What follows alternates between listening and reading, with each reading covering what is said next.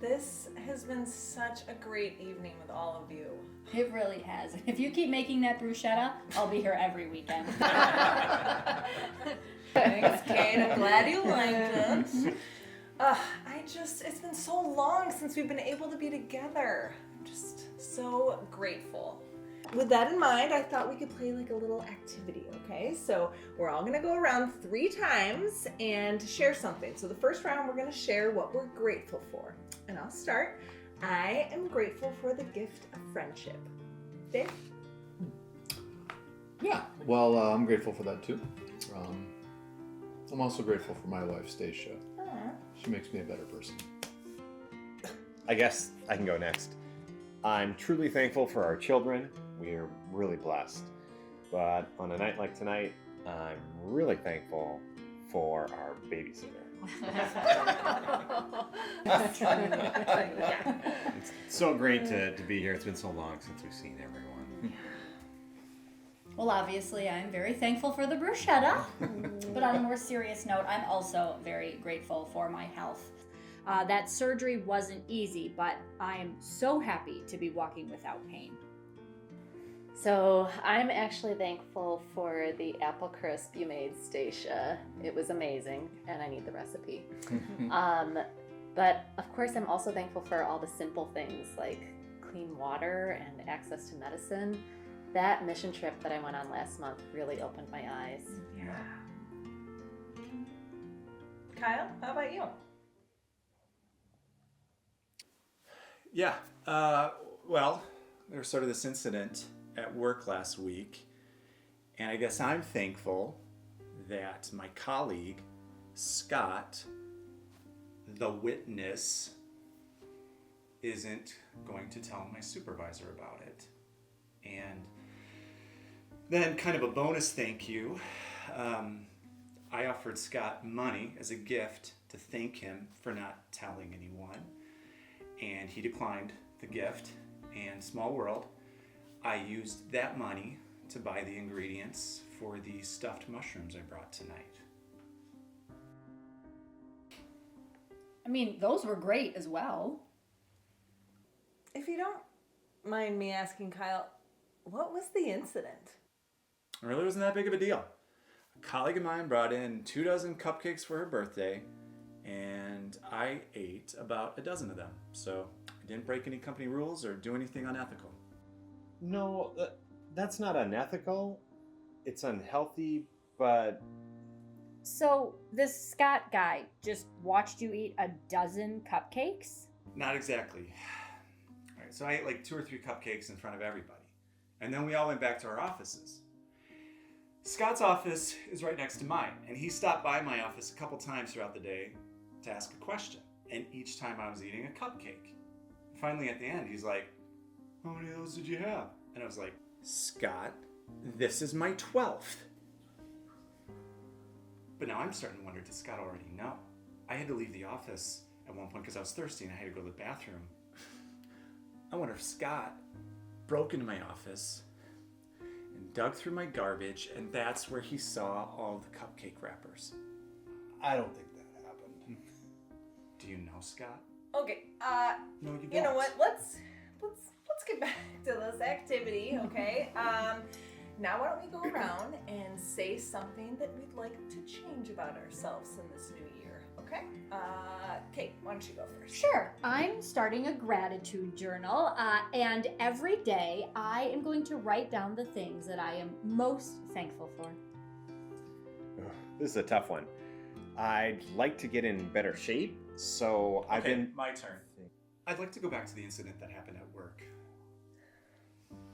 I need to change the locks on my office door.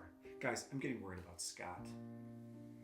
What was he doing digging through my garbage? I can think of only 2 reasons. Either he was foraging for food, or he was looking for an email that I sent him in the garbage can. But why would he look in a garbage can for an email? And regardless, it's like, get it together, Scott!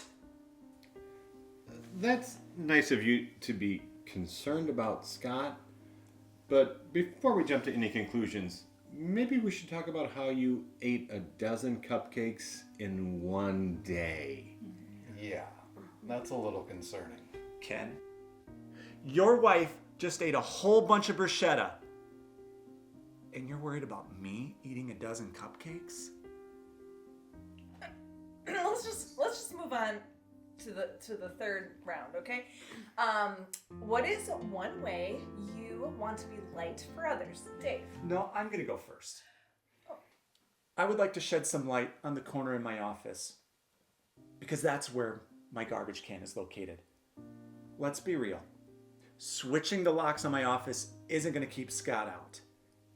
And ultimately, if I move forward with an intervention, I'm going to need some type of video footage to show that Scott was digging through my garbage, even if I need to reenact it myself. Please don't move forward with an intervention for Scott. Dave, you're enabling Scott. And I'll admit, probably ate too many cupcakes. I should have stopped at 10.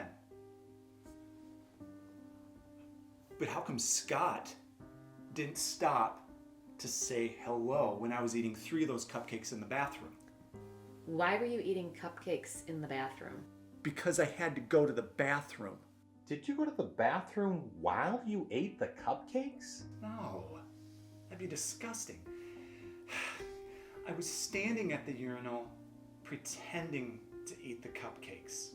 But where it gets concerning, though, is that Scott, he followed me into the bathroom about 20 minutes after I first went in. It took you over 20 minutes to eat 3 cupcakes? I was pretending to go to the bathroom. But Scott didn't know that. He didn't say anything. He just stared at me as he walked right into the bathroom stall. I don't blame him for not saying anything. Ken, if you walked into the men's bathroom and you saw your wife standing at the urinal pretending to go to the bathroom while eating a bunch of bruschetta, you would say something. You're right. I should clarify, the bruschetta was really good, but I think people are misinterpreting the extent to which I enjoyed it. Wait a minute. Kyle, how did you know Scott was staring at you? I was looking at him the entire time. And then he stared at me when he came out and washed his hands, and then he left without saying anything. And it's concerning. Because if Scott can't verbalize his thoughts and emotions with a coworker like me, how are his poor interpersonal skills negatively impacting his relationship with his wife or his children? When did you offer him money not to tell your supervisor? When I was in the bathroom. So he's in the stall, and I slid a $20 bill underneath, and he just left it there on the ground. Are you sure when you knew what the money was for? Yeah. I wrote it on a Post-it note that I slid under the stall. Scott, I appreciate you not telling our boss about how many cupcakes I ate. Here's some money. Hey, you're spiraling out of control. Get help before it's too late. P.S. What did you have for lunch? You're stinking up the bathroom and it's making my cupcakes taste weird. You fit all of that on a Post-it note? I wrote it in shorthand. You slid the money while you ate a cupcake? You know shorthand? You kept the note? You brought the note? Yeah. Scott's definitely out of control. Well, I should get going. You know, up until 5 minutes ago, this whole evening, it was underwhelming. And for the last 2 years, not being with any of you led me to believe I didn't need any of you in my life, or even want you in my life. But I was wrong. All right, see you later.